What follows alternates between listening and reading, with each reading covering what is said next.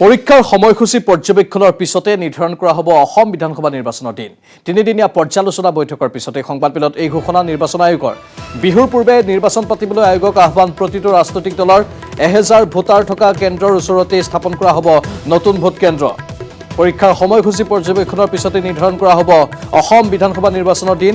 তিনিদিনীয়া পৰ্যালোচনা বৈঠকৰ পিছতে সংবাদমেলত এই ঘোষণা নিৰ্বাচন আয়োগৰ। বিহুৰ পূৰ্বে নিৰ্বাচন পাতিবলৈ আয়োগক আহ্বান প্ৰতিটো ৰাজনৈতিক দলৰ 1000 ভোটাৰ থকা কেন্দ্ৰৰ ওচৰতে স্থাপন কৰা হ'ব নতুন ভোট কেন্দ্ৰ।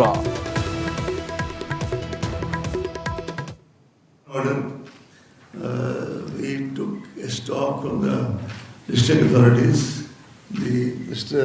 Kedia and others, and today from DGP and his colleagues about the situation in Assam. Everybody gave us to understand that notwithstanding subterranean tensions which do exist in every society or any state of India, the overall situation in Assam over the years has seen kind of take a turn for the better. এগৰাকী প্ৰতিভাধৰৰ পৰিচয় কম বয়সতে ধৰা পৰে। সেয়া লতা মংগেশকাৰে হওক বা শচীন তেণ্ডুলকাৰ। এওঁলোকে কম বয়সৰ পৰাই সকলোকে তেওঁলোকৰ প্ৰতিভাৰে চমকিত কৰি তুলিছিল। নেটৱৰ্ক ইটিনে এনে একাংশ শিশুক আপোনালোকৰ মাজলৈ লৈ আনিছে। বাইজুছ য়াং জিনিয়াছত এইবাৰ শিশুসকলক উৎসাহ যোগাবৰ বাবে আমাৰ সৈতে উপস্থিত আছে Leander পেছ। Pooja is a great talent for India. Young 9-year-old who's so focused at her craft and to be an athlete. अरे वाह जंपिंग आज तो नहीं होने वाले मेरे से।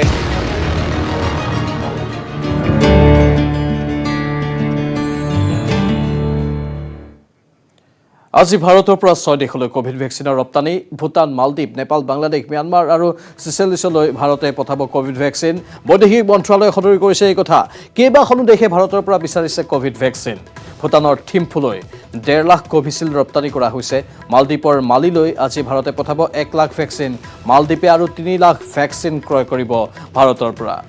আজি ভাৰতৰ পৰা 6 দেশলৈ কোভিড ভেকচিন ৰপ্তানিৰ খবৰ আমি আপোনাক জনাইছোঁ। ভূটান, মালদ্বীপ, নেপাল, বাংলাদেশ, ম্যানমাৰ এই দেশসমূহলৈ ভাৰতে পঠাব কোভিড ভেকচিন। ইতিমধ্যে বৈদেশিক মন্ত্ৰালয়ে এই কথা সদৰি কৰিছে। কেইবাখনো দেশে ভাৰতৰ পৰা বিচাৰিছে কোভিড ভেকচিন। ভূটানৰ থিম্ফুলৈ 1.5 লাখ কোভিচিল্ড ৰপ্তানি কৰা হৈছে। মালদ্বীপৰ মালিলৈ আজি ভাৰতে পঠোৱাৰ ব্যৱস্থা কৰিছে 1 লাখ ভেকচিন। মালদ্বীপে আৰু 3 লাখ ভেকচিন ক্ৰয় কৰিব ভাৰতৰ পৰা।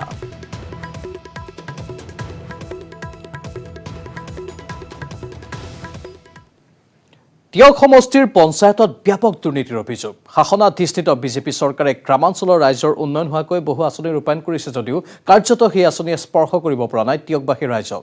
তিয়কৰ পশ্চিম তিয়ক গাঁও পঞ্চায়তৰ গোহাঁই পথাৰ গাঁৱত মহিলাসকলে নিৰ্মাণ কৰিলে বিধ্বস্ত পথ। এই পথটো নিৰ্মাণৰ বাবে 2019 বৰ্ষত এনৰেগা আঁচনিৰ জৰিয়তে প্ৰায় 10 লাখ টকাৰ আবণ্টন দিয়া হৈছিল। কিন্তু আজিলৈকে নিৰ্মাণ নহল পথছোৱা, যাৰ বাবে উপায়ন্তৰ হৈ স্থানীয় মহিলাসকলে নিৰ্মাণ কৰিলে পথটো।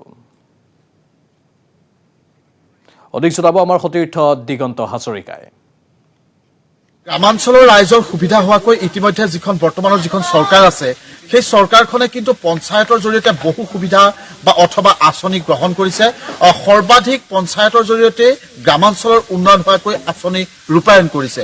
কিন্তু সেই আঁচনিবোৰ আচলতে কিমান দূৰ কাৰ্যকৰী হৈছে সেইটো এতিয়া ডাঙৰ প্ৰশ্ন হিচাপে উত্থাপিত হৈছে। মই আছো তিয়ক সমষ্টিৰ আৰু তিয়ক সমষ্টিৰ অধিকাংশ পঞ্চায়ততে ইতিমধ্যে আজি আচলতে চৰকাৰী ধন, এই চৰকাৰী ধনৰ পাভচোচা দিয়াৰ ঘটনা সংঘটিত হৈছে। মূলতঃ এনৰেগা আঁচনি হওক বা চতুৰ্দশ বিত্তীয় আয়োগৰ আঁচনি হওক, এইসমূহ আঁচনিৰ জৰিয়তে বাট পথৰ উন্নয়নৰ লগতে আন যিসমূহ আচলতে উন্নয়নমূলক আঁচনি গ্ৰহণ কৰিছে সেই আঁচনি কিন্তু আবণ্টিত পুঁজিৰ তুলনাত কিন্তু কাম হৈ উঠা নাই। আৰু তাৰে জ্বলন্ত প্ৰমাণ আপুনি মোৰ পিছফালে এটা ৰাস্তা দেখিছে, এটা গাঁৱৰ পথ। এইটো হৈছে পশ্চিম তিয়ক গাঁও পঞ্চায়তৰ অধীনৰ গোহাঁই পথাৰ গাঁৱৰ পথ। এই পথটো আজিৰ তাৰিখত আপুনি ঠিকেই দেখিছে, ইয়াতে বোকা নাই, কিন্তু বাৰিষা হোৱাৰ লগে লগে কিন্তু এই পথেৰে মানুহ অহা যোৱা কৰিব পৰা পৰিৱেশ নাথাকে। এই অঞ্চলৰ ৰাইজে বাৰিষা ল'ৰা ছোৱালীক কান্ধত লৈ আচলতে গাঁৱৰ ৰাইজে স্কুললৈ নিবলগীয়া পৰিৱেশৰ সৃষ্টি হয়। এই কথাখিনি আমি কোৱা কথা নহয়। আমি যেতিয়া ইয়াত উপস্থিত হৈছিলো তেতিয়া তেওঁলোকে এইখিনি অভিযোগ আমাৰ ওপৰত আমাক অৱগত কৰিছিলে। আৰু কিন্তু এই পথটো 19 বৰ্ষত ইয়াতে মেৰামতি কৰিবৰ বাবে নকৈ নিৰ্মাণ কৰিবৰ বাবে পঞ্চায়তৰ জৰিয়তে প্ৰায় 10 লাখ টকাৰ আবণ্টন ঘটিছিলে কিন্তু সেয়া পইচা মই আপোনাৰ ওচৰলৈ আহিছো কিমান টকাৰ আবণ্টন হৈছিলে আৰু কেতিয়া হৈছিলে এইটো 2019 চনৰ 9,95,000 টকা আমাৰ এইটো ৰাস্তা নামত আহিছিলে কিন্তু এতিয়া আমি বাৰিষা হলে ল'ৰা ছোৱালী স্কুললৈ নিবলৈ সুবিধা হয় আৰু বেমাৰ বিশেষকৈ আমাৰ ইয়াত বেমাৰ হলে মানুহ জীৱিত অৱস্থাত নাথাকে আৰু মৃত বুলি ধৰি ল'ব লাগিব কাৰণ গাড়ী এখন আহিব নোৱাৰে যিহেতু আমি সৰু সৰু ল'ৰা ছোৱালী বেমাৰ হলে কান্ধত তুলি লৈ যাব লাগিব যিটো পৰ্যায় হৈছে মানে আমি ভাবিব নোৱাৰো ল'ৰা ছোৱালী স্কুললৈ ওলাব নোৱাৰে কেনেকুৱা হয় বাৰিষা বোকা হৈ পৰে বাৰিষা বোকা একো বোকা হয় গোটেই ৰাস্তাটো মানে পইচা খোজা খাই পেলালে কোনে খালে এইটো কাম কৰিছিলে গোবিন্দ কলিতাই ৰজাবাৰী আৰু প্ৰথমতে গোবিন্দ কলিতাই কৈছে পিছত এটা সহযোগী দেখিছিলো আমি কাবাজান দুলীয়া গাঁৱৰ বিনন্দ বৰা মানে তেওঁলোকে পঞ্চায়তৰ জৰিয়তে আহিছিলে ৰাস্তাটো পঞ্চায়তৰ যোগেদি আহিছিলে MLA ফাণ্ডৰ পৰা আহিছে আমি ইমান নাজানো আমাৰ তেতিয়া পঞ্চায়ত গঠন হোৱা নাছিলে ইলেকশ্যন হৈ যোৱাৰ পাছত পঞ্চায়ত গঠন হয় মই পুনৰ দেখুৱাইছো যে এই পথটো চাওক এই পথটো হৈছে এইখন গাঁৱৰ একমাত্ৰ যাতায়াতৰ পথ এই পথৰ জৰিয়তে জব কাৰ্ডটো আমাৰ জব কাৰ্ড লৈ আমাৰ বেলেগ তেওঁলোকৰ নিজৰ ইচ্ছাৰ মতে একাউণ্ট নাম্বাৰ দি তেওঁলোকৰ একাউণ্টত পইচা সোমাই লৈছে কিন্তু আমাৰ জব কাৰ্ডৰ নাম্বাৰটো আমাৰ নিজৰ জব কাৰ্ড আপোনাৰ একাউণ্ট নাম্বাৰ বেলেগৰ একাউণ্টত পইচা সোমাইছে মানে কাম কৰি এবছৰ হোৱা আজিলৈকেও পইচা খেনুৱে পোৱাই নাই মই পোৱা নাই কি হৈছে মই এতিয়া এবছৰ হ'ল জব কাৰ্ডৰ পইচা পোৱাই নাই মোৰ একাউণ্টৰ পইচাটো লোকৰ একাউণ্টত সোমাই গুচি গৈছে পইচা জব কাৰ্ডৰ নাম্বাৰটো আছে মোৰ এই জালিয়াতি বিলাক আচলতে চৰকাৰখনে বহু মই একদম পূৰ্বতেই আৰম্ভণিতে মই এটা কথা উল্লেখ কৰিছো বৰ্তমান যিখন চৰকাৰ এই চৰকাৰখনে বহু উন্নয়নমূলক আঁচনি গ্ৰহণ কৰিছে মূলত গ্ৰামাঞ্চলৰ ৰাইজৰ সুবিধা হোৱাকৈ কিন্তু দুৰ্ভাগ্যজনক কথা সেই আঁচনিসমূহ কিন্তু ইয়াতে কাৰ্যকৰী হোৱা নাই ধন্যবাদ দিগন্ত ধুবুৰীৰ গৌৰীপুৰ ডুমৰদহত AIDFৰ বিশাল জনসভাত অংশগ্ৰহণ AIDFৰ সভাপতি বদৰুদ্দিন আজমল গৌৰীপুৰৰ বিধায়ক নিজানুৰ ৰহমান ধুবুৰীৰ বিধায়ক নজৰুল হক জলেশ্বৰৰ বিধায়ক চাহাবুদ্দিন শ্বেখ আৰু জনিয়াৰ বিধায়ক হাফিজ ৰফিকুল ইছলাম গৌৰীপুৰ ধুবুৰী আৰু গোলকগঞ্জ সমষ্টিৰ হাজাৰ হাজাৰ লোক উপস্থিত থাকে এই জনসভাত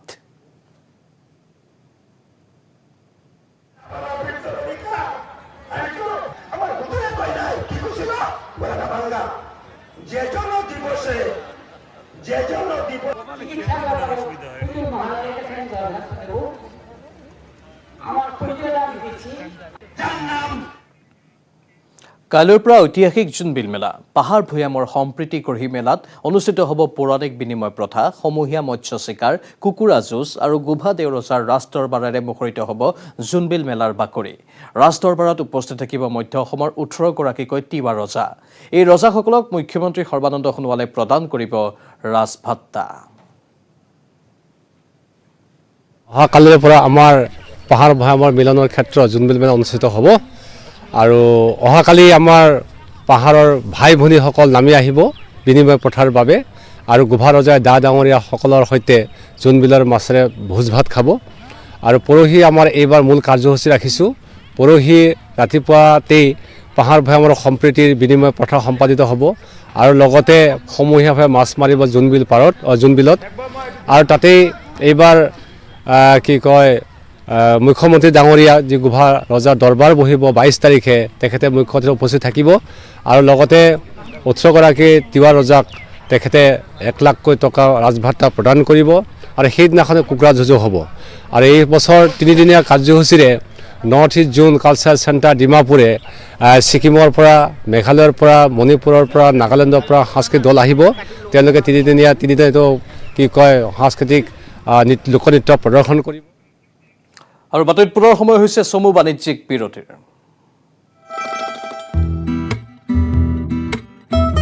এইটো সপ্তাহৰ দাদাৰ পছন্দ মেজেন্টা শুজ মই ব্যৱহাৰ কৰোঁ আটাইতকৈ সবল আৰু সতেজ চিমেণ্ট সূৰ্যা চিমেণ্ট অটুট ঘৰ অটুট অসম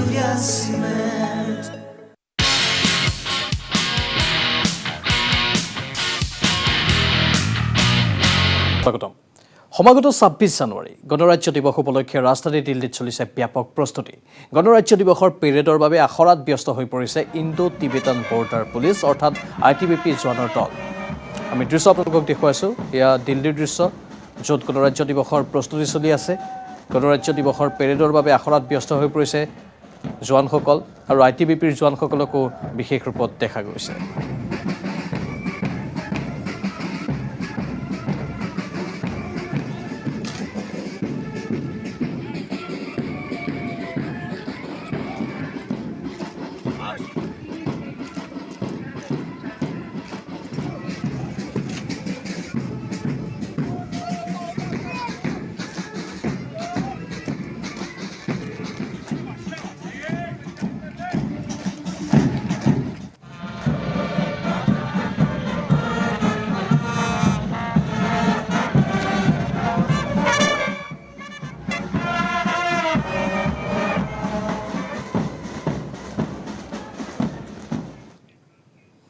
গুৱাহাটীৰ মুখ্য কাৰ্যালয়ত অসম জাতীয় পৰিষদৰ সংবাদ পেল অসম জাতীয় পৰিষদৰ ৪৬০০ বুথ গঠন কৰা হৈছে ৩০ জানুৱাৰীৰ ভিতৰত ২৩৩৯২টা বুথ গঠনৰ লক্ষ্য নিৰ্ধাৰণ কৰা হৈছে ২৭৯৯২টা বুথ গঠনৰ পাছত পৰিয়াল সমন্বয়কক দায়িত্ব অৰ্পণ সংবাদ পেলত উপস্থিত লৰিণজ্যোতি গগৈ দুলু আহমেদক উপসভাপতিৰ দায়িত্ব অৰ্পণ কৰা হৈছে নাজিৰ হুছেইনক ধৰি কেইবাগৰাকী সদস্যক নতুন দায়িত্ব অৰ্পণ কৰা হৈছে আমি আকৌ এবাৰ জনাইছোঁ গুৱাহাটীৰ মুখ্য কাৰ্যালয়ত অসম জাতীয় পৰিষদৰ সংবাদ পেল অসম জাতীয় পৰিষদৰ ৪৬০০ বুথ গঠন কৰা হৈছে ৩০ জানুৱাৰীৰ ভিতৰত ২৩৩৯২টা বুথ গঠনৰ লক্ষ্য নিৰ্ধাৰণ কৰা হৈছে ২৭৯৯২টা বুথ গঠনৰ পাছত পৰিয়াল সমন্বয়কক দায়িত্ব অৰ্পণ কৰা হৈছে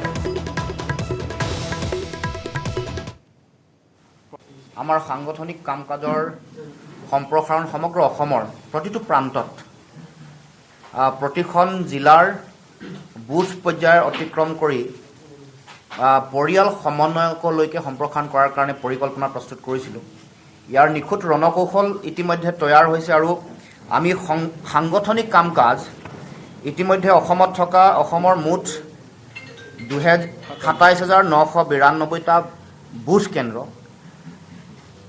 বা বুথ সমিতি গঠন কৰাৰ আমাৰ পৰিকল্পনা আছিল আৰু ইতিমধ্যে ৪৬০০ বুথ গঠন হৈছে বাকী থকা ২৩৩৯২টা বুথ আমি একেদিনাই আমি গঠন কৰাৰ পৰিকল্পনা সিদ্ধান্ত গ্ৰহণ কৰিছোঁ তাৰ কাৰণে ইতিমধ্যে আমি সমষ্টিসমূহত তত্ত্বাৱধায়কৰ দায়িত্ব দিছোঁ প্ৰতিটো সমষ্টিত প্ৰতিটো বুথৰ তেওঁলোকৰ গঠন প্ৰক্ৰিয়া কেনেকৈ হ'ব কোনসকল ব্যক্তিক অন্তৰ্ভুক্ত কৰি বুথ আমি গঠন কৰিম সেই সম্পৰ্কত সম্পূৰ্ণ ৰণকৌশল ইতিমধ্যে তৈয়াৰ হৈছে তাৰ কাৰণে আমি ইতিমধ্যে সমষ্টি তত্ত্বাৱধায়ক সমষ্টিৰ আহ্বায়ক সমন্বয়ক মুখ্য আহ্বায়ক সকলোকে ইতিমধ্যে দায়িত্ব অৰ্পণ কৰিছোঁ আৰু তেওঁলোকক সকলো প্ৰান্তত সকলো অঞ্চললৈ গৈ ইয়াৰ কাম কাজ সম্প্ৰসাৰণ কৰিবৰ কাৰণে ত্বৰান্বিত কৰিবৰ কাৰণে ইতিমধ্যে দায়িত্ব চেঙা সমষ্টিৰ ৰাইজৰ দলৰ আহ্বায়ক আশ্ৰাফুল হুছেইনে যোগদান কৰিলে AIUDF-ত চেঙা সমষ্টিত টিকট কেন্দ্ৰিক সংঘাতৰ বাবে ৰাইজৰ দলৰ আহ্বায়ক আশ্ৰাফুল হুছেইনে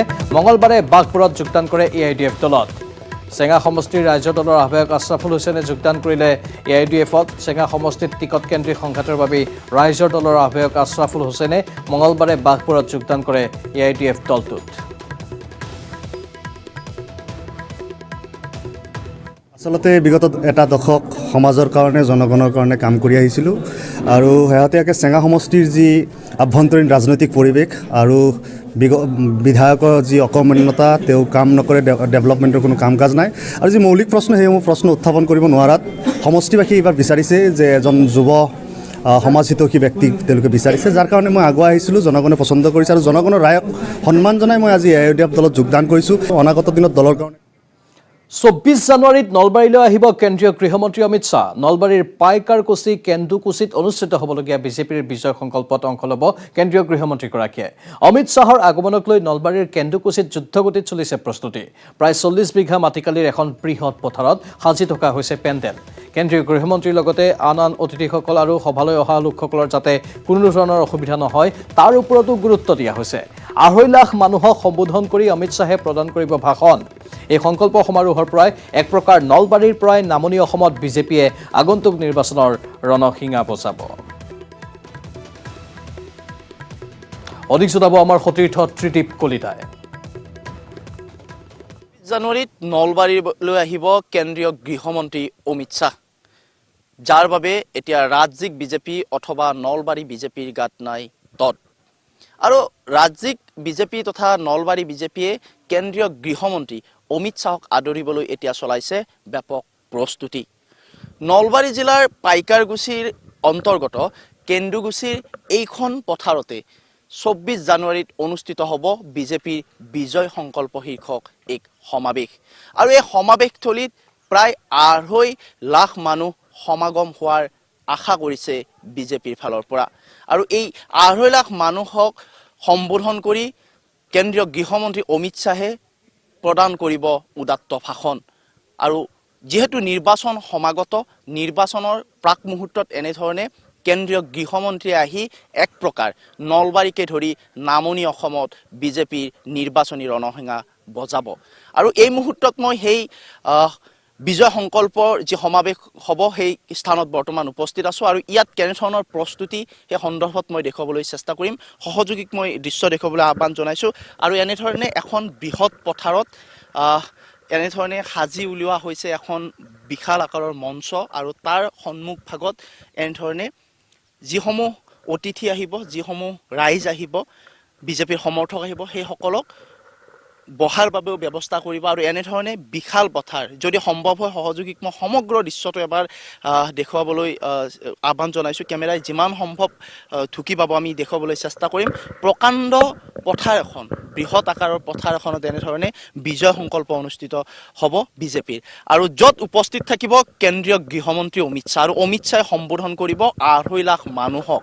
আৰু 2.5 লাখ মানুহক উদ্দেশ্যি উদাত্ত কণ্ঠৰে ভাষণ দিব কেন্দ্ৰীয় গৃহমন্ত্ৰীগৰাকী। আৰু কেন্দ্ৰীয় গৃহমন্ত্ৰীগৰাকীৰ আগমনক লৈ ইতিমধ্যে প্ৰশাসনকে ধৰি সকলো ফালৰ পৰা নিৰাপত্তা বেষ্টনী কটকটীয়া কৰি তোলা হৈছে। তাৰ সমান্তৰালভাৱে যিসমূহ যাৱতীয় কাম কাজ আছে, যিসমূহ প্ৰস্তুতি আছে বিজয় সংকল্পৰ, সেই বিজয় সংকল্পৰ প্ৰস্তুতি এতিয়া পূৰ্ণদমে চলি আছে। আৰু এই খেলপথাৰখনত বা এই পথাৰখনত ইতিমধ্যে টেণ্ট হাউচৰ ব্যৱস্থা কৰা হৈছে, বনোৱাৰ ব্যৱস্থা কৰা হৈছে। সকলোৱে দিনে নিশাই কাম কৰি আছে। আৰু ইতিমধ্যে ইজনৰ পিছত সিজন মন্ত্ৰীয়ে পৰ্যবেক্ষণ কৰিছে, পৰিস্থিতিৰ বুজ লৈছে, প্ৰস্তুতিৰ বুজ লৈছে। কি সাংসদ অথবা বিজেপিৰ ৰাষ্ট্ৰীয় সাধাৰণ সম্পাদক দিলীপ শইকীয়া হওক, অথবা মন্ত্ৰী চন্দ্ৰমোহন পাটোৱাৰীয়ে হওক, ভৱেশ কলিতাই হওক, মন্ত্ৰী ডক্টৰ হিমন্ত বিশ্ব শৰ্মাই হওক, আনকি বাদ পৰি ৰোৱা নাই মুখ্যমন্ত্ৰী সৰ্বানন্দ সোণোৱালো। খুদ মুখ্যমন্ত্ৰীগৰাকীয়ে নিজে আহি এই স্থানত উপস্থিত হৈছিল, পৰিদৰ্শন কৰিছিল আৰু প্ৰস্তুতি সন্দৰ্ভত বুজ লৈছিল। যিহেতু কেন্দ্ৰীয় গৃহমন্ত্ৰীগৰাকী আহিব, পুনৰ কৈছোঁ কেন্দ্ৰীয় গৃহমন্ত্ৰীগৰাকী যিহেতু 24 জানুৱাৰীত এই স্থানলৈ আহিব, নলবাৰী জিলালৈ আহিব। আৰু নলবাৰী জিলাৰ পাইকাৰগুছিৰ কেন্দুগুছিৰ এই পথাৰখনতে 2.5 লাখ মানুহক সম্বোধন কৰি উদাত্ত কণ্ঠৰে ভাষণ প্ৰদান কৰিব। এক প্ৰকাৰ বিজেপিয়ে ৰণসিঙা বজাব এই স্থানৰ পৰা। আৰু বিজেপিয়ে নামনি অসমত, নলবাৰীকে ধৰি নামনি অসমৰ ভিন্ন স্থানৰ বাবে হয়তো বিজেপিৰ বাবে এটা প্লাছ পইণ্ট হ'ব। বিজেপিয়ে যে আগন্তুক নিৰ্বাচন, সেই নিৰ্বাচনত কেনেধৰণে ফলাফল পাব বা কেনেধৰণে ভোটাৰ ৰাইজক আকৰ্ষণ কৰিব, তাৰ বাবেও যেন ইয়াত ৰণকৌশল কৰিব। আৰু যাৰ বাবে হয়তো কেন্দ্ৰীয় গৃহমন্ত্ৰীগৰাকীক আমন্ত্ৰণ জনোৱা হৈছে। আৰু কেন্দ্ৰীয় গৃহমন্ত্ৰীগৰাকীয়ে এই নলবাৰীৰ এই স্থানত উপস্থিত হৈ উদাত্ত কণ্ঠৰে ভাষণ দি ৰাইজক সম্বোধন কৰিব আৰু ৰাইজক, ভোটাৰ ৰাইজক আকৰ্ষিত কৰিব বুলি আশা কৰা হৈছে। কিন্তু তাৰ লগে লগে বিৰোধী পক্ষ বা আন দল সংগঠনে কেনেধৰণৰ প্ৰতিক্ৰিয়া ব্যক্ত কৰে সেয়াও কিন্তু সময়ত। ধন্যবাদ ত্ৰিদীপ। আৰু ইয়াৰ লগে লগে এতিয়া বাতৰিৰ পৰা বিদায় লৈছোঁ। নমস্কাৰ।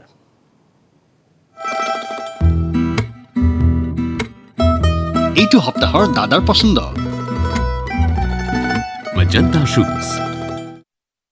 মই ব্যৱহাৰ কৰোঁ আটাইতকৈ সবল আৰু সতেজ cement, Surya cement. Surya cement, অটুট ঘৰ, অটুট অসম।